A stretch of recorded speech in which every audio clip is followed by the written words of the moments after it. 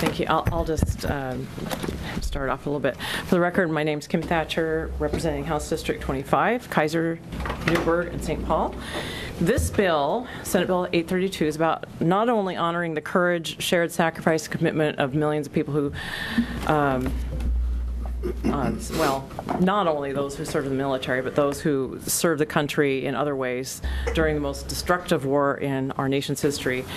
And my grandfather and great uncle served during the war. My father-in-law was also an Army medic. He helped liberate some of the concentration camps in Germany toward the end of the war. And this bill is about those brave men and their loved ones who supported them on the home front so we could continue to enjoy the freedoms and liberties we have in the United States.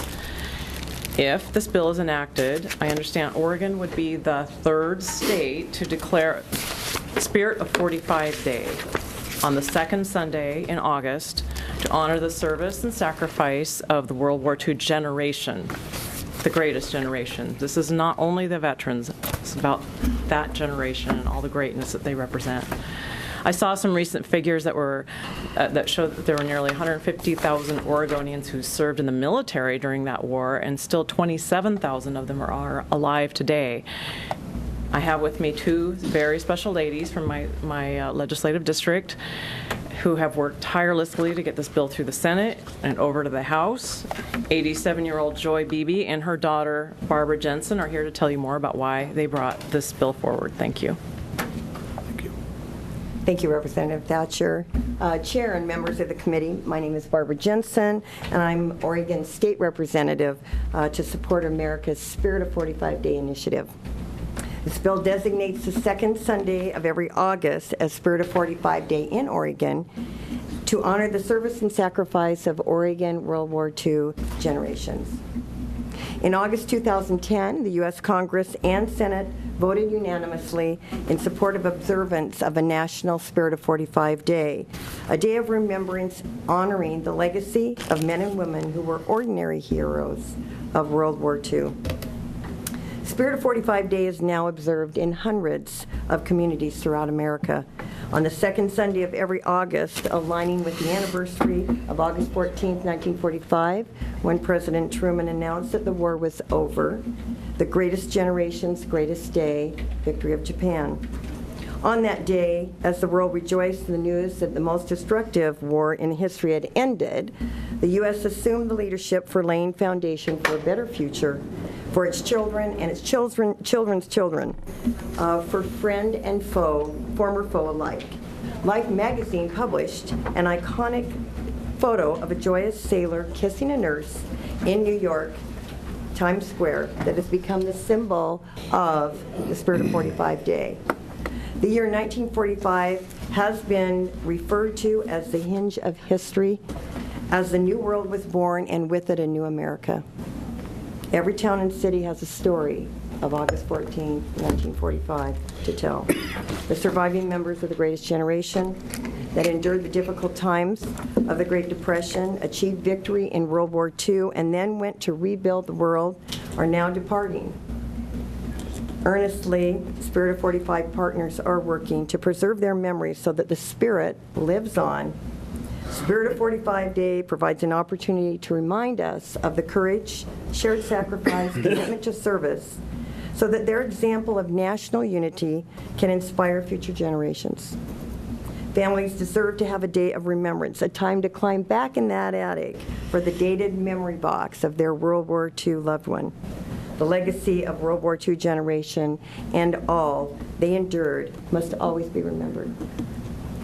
Every August on Spirit of 45 Day, commemorative events take place in hundreds of locations across America, including museums, memorials, large and small community gatherings, assisted living communities, and in signature events in major cities.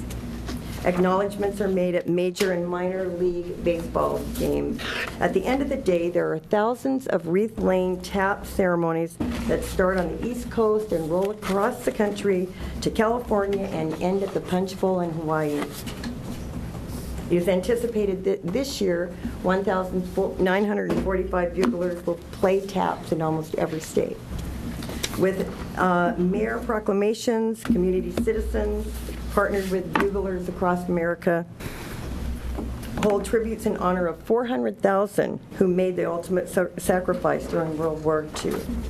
Oregon has had a Spirit of 45 Day event since 2010, such as the August 14th, 2000 event. There's a brochure, there's a flyer in your materials, at our Evergreen Space Museum, and sponsored by the Brookdale Senior Living people. It is a goal to continue to acknowledge the Spirit of 45 Day every year and to join the national partners in celebrating the 70th anniversary of World War II in 2015, by which time we anticipate participation in all 50 states. As part of this initiative, hundreds of volunteers have scanned military photos of men and women. You'll see my father up here, who served in World War II, so that they can be carried in Veteran Day parades, displayed at events on Spirit of 45 Day, and archived permanently on the internet for future generations. Wedding photos from World War II years that represent the women on the home front continue to be scanned and added to the mosaic that is shown every August 14th in bicoastal events in Times Square and San Diego. America's youth is being called to the members of this generation to hear and record their firsthand memories.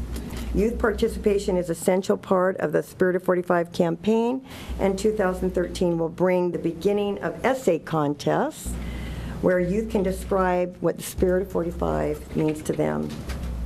In an effort to firmly establish this day, leaders organize signature events every quarter. In February, a leadership conference in San Diego is held with over 150 sponsors, Walgreens, Ancestry.com, the National Parks is involved, and they get together and decide what kind of leadership activities will happen this year and at the 70th anniversary in Times Square.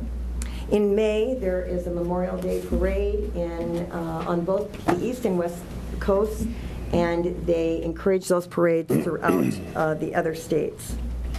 In August, while smaller events take place across the country, Washington, D.C. at the World War II Memorial holds its major event on August 14th. In November, youth in New York City carry photos like my dad in the New York City Veterans Day Parade, and in San Jose and San Diego. Collaborative Spirit of 45 partners include over a dozen organizations, some of which I mentioned, some I haven't. History Channel, the Association of State and Local Historical Societies, Historic Navy Ships Association, teams in Major and Minor League Baseball, the American Society on Aging, Hewlett-Packard, U-Haul, Honor Flight, and Assisted Living Communities. In partnership with the Oregon Honor Flight, the Memorial Foundation, and along with support of the Oregon Veterans Affairs and the Historical Society, the Keep the Spirit Alive campaign is pleased to support the resolution for the state of Oregon for the observance of the Spirit of 45 Day, an annual day in remembrance in honor of 150,000 men and women of Oregon who served in World War II, and 3,758 who made the supreme sacrifice. Thank you. Thank you. This is my mother, Joy Beebe. I think she got me into this about a year ago, just by producing a book that she wrote about her memoirs. My dad passed away in 1995, and 17 years later, on her 67th anniversary, we all get in the mail a book, 250 pages of the memoirs of living in the bombing of London and coming to America, and how to give back as a generation to future generations. Wonderful. Ms. Beebe, if you'll state your name for the record and say what's on your mind, please. Good afternoon, Chair Matthews. I am Joy Beebe. Born and raised in England, I married an American soldier in 1945 who was stationed in my country in World War II. As a war bride, I came to the Salem-Kaiser area, and I have been resident of Kaiser since 1948. I grew up on the outskirts of London in the 1940s, experiencing the Battle of Britain and the Blitz, followed by Hitler's vengeance weapons, the V1 and V2. Many sleepless nights were spent either in the cupboard under the stairs or under our Morrison shelter, a large steel table issued to families by the government to protect them in their own homes. Many Londoners stayed night after night in the underground railway stations for safety or because their homes were bombed. Surprisingly, the people of London never lost spirit. We always believed we would survive. Winston Churchill convinced us. His speeches were so encouraging, although we always knew we were alone. Churchill did too. After the December the 7th, 1941 attack on Pearl Harbor, America no longer wanted to wait and no longer thought they should keep the isolationist policy. Young men rushed to sign up to keep the world free. One summer evening, I was sent to the south of England countryside by my government employer to help the Land Army girls harvest potatoes. Early that evening, there was a lot of noise coming from the main road. So several of us walked over to see what was happening, and we were astounded. Hundreds and hundreds of American soldiers were marching down the road to Southampton in full uniform with their duffel bags and rifles, singing and shouting. Officers were traveling in jeeps and other soldiers in cars, tanks, and large trucks with guns under tarps, a line that never seemed to end. It went on for hours. As it grew light, barrage balloons rose into the sky, hundreds of them, covering the sky for miles. We watched for hours while this went on for 2 solid days. It was the 5th and 6th of June, 1944, D-Day. As far as I know, the potatoes may still be in the ground. We were watching history in the making. They were marching to the invasion of the Normandy beaches. When the Americans came into the battle, the tides turned. America had power, and their men were enthused about what they were to see and do. However, they did not realize what was ahead, just as we had not known what would fall from the skies for us. War is shocking. When they moved to face the enemy, they watched their buddies fall, yet carried on with valor and determination. Though the road was long and difficult, they finally won with memories too sad to share. World War II veterans deserve all the recognition they get. They were happy to come home to their families and to rebuild their lives. We must give them the honor they deserve, the thanks they richly deserved 68 years ago. Bless them.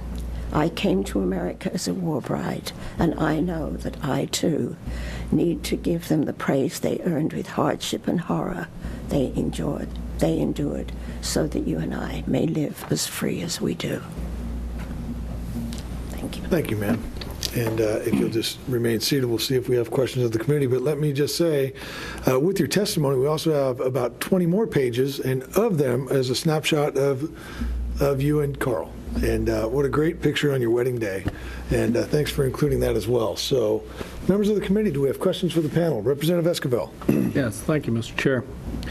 My mother-in-law was from Suffolk, Oh, really? and her other kinfolk was from Maidenhead. And she was in the London Ballet, and when the war broke out, they put her in a munitions factory. And then they decided to go back to the ballet and start the arts again after a period of time when the people in England decided they would rather have art than worry about her messing up bullets. But her husband came from Montana and joined the Canadian Air Force before the United States got in the war and fought the Battle of Britain while you were there. And he was at Bobington, an air base outside of London. And eventually, when the United States got in the war, he was transferred into the Army Air Corps and became as a captain and became the personal pilot for General Doolittle. So have some great stories, and I'm sure you have some great stories as well. Well, yes, I think we all did. And Barbara just passed away this last December. She was 89, I think. Yeah, I'm afraid we're all getting up there. There won't be many others. Well, left Sherm's pretty soon. doing well. He's 95, I think, and 96, something like that, doing extremely well. Well, thank you. That was a lovely story. Mr. Chair, Representative, my mom and I have been together for about a year on a journey across America to visit some of these sites that the national office has. And we were in San Diego for the leadership conference and the dedication of that KISS statue. And there was a gal there that was about 20 years old. She had written a book on her uncles who were Doolittle guys. So that would be an interesting tie if those two ran into each other. That's true.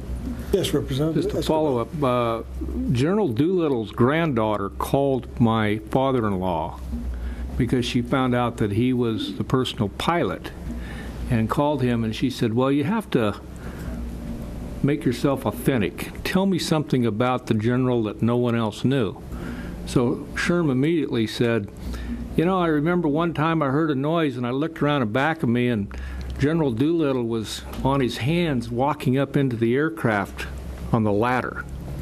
And she said, yes, you're authentic. Very nice. Any questions from the committee? I'll just say a few things because we had a chance to meet in my office, and it's a pleasure to hear you speak today. Thank you very much. You were very quiet that day, but I appreciated you being here and your testimony, and also for Representative Thatcher. My concern isn't whether or not we'll move this bill at all. I really think that our intent is to get this done today and to work this bill and move it. My concern is what happens on the second Sunday is what matters most. If we dedicate this day, and that's going to be this day of remembrance in the spirit of 45, and the younger generation will embrace the opportunity to get to know these, just the greatest generation of our time, then what happens to the thought when we portray an image that we're going to do something and nothing gets done? So as you know, my argument, not opposing at all, but my compelling argument is find the group that takes us on to do something. We all want to see the World War II memorial built in the worst way and to have that on the Capitol grounds. The state needs to have a World War II memorial. Our veterans, their families, the generation needs a place to go. And we've had a hard time getting that done. So I really hope that this isn't just a piece of legislation that we feel good and has no follow-up, because really what needs to happen is communities need to embrace the opportunity to pay respect to this. But I can just share with you, when I go to Memorial Day events or Veterans Day events, it's usually the same 15 or 20 people that gather, and everybody else is out of town to go camping. And isn't it odd that the reason they get to do that is because some folks have fought for their freedom? So I hope that we do more than just what's easy and pass this bill. I hope there's some oomph to this opportunity. And you can respond to that if you like. Committee. In response to that, the national office is very interested in what Oregon is doing. We have some opportunities here that we can uncover pretty quickly if we want to. We can work together as a family. I met with Cameron Smith, the ODVA director, just a couple weeks ago, and we can tie some of these issues together in terms of solutions that we're building for the Memorial Foundation, some of the things we're doing in Honor Flight. There are ways in which our communities can work together, and the spirit and the national effort is willing to not only create some of those suggestions, but give us models in how we can have fundraisers and make things happen more actively here. Very So I good. think it's a good opportunity to work together.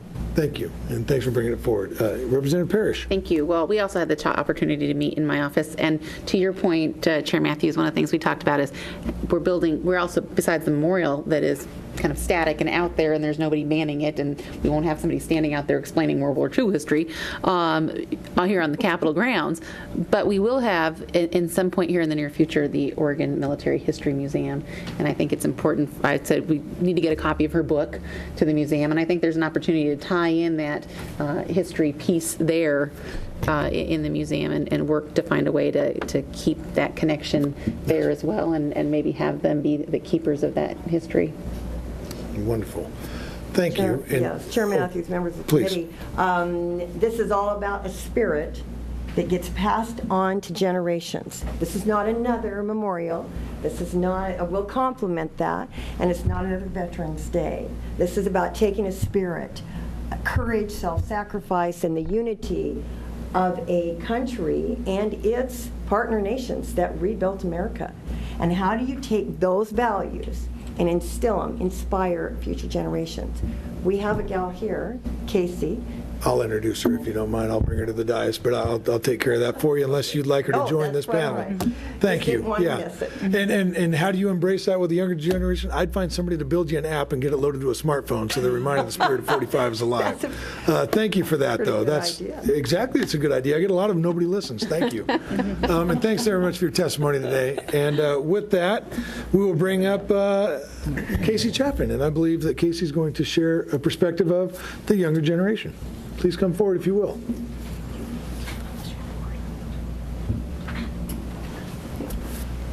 Thank you, Representative. Hello, Representative Chair Matthews and members of the committee. My name is Casey Chaffin, and I am an 8th grader at Straub Middle School. My interest in World War II started with a report on Rosie the Riveter last year.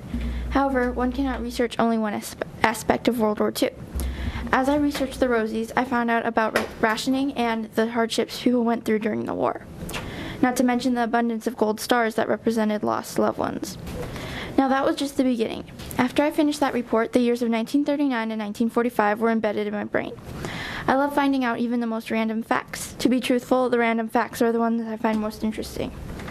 Because of this newly found interest in World War II, my mom bought me Mrs. Beebe's book, Snapshots of a War Bride's Life, for me, which in turn led to me meeting her. This heightened my interest of World War II even further. To hear her story from almost 70 years ago and how active she still is now made me respect the people of the greatest generation even more. Something I found intriguing about the era is the trust people put into their communities. People could leave their doors unlocked and ask their neighbors to babysit without worry of something bad happening. Nowadays, you can't turn around without someone wronging someone else. Also, I believe most kids my age could learn from this generation. The 1940s were a time before cell phones and the internet, and people, in my opinion, lived fuller lives.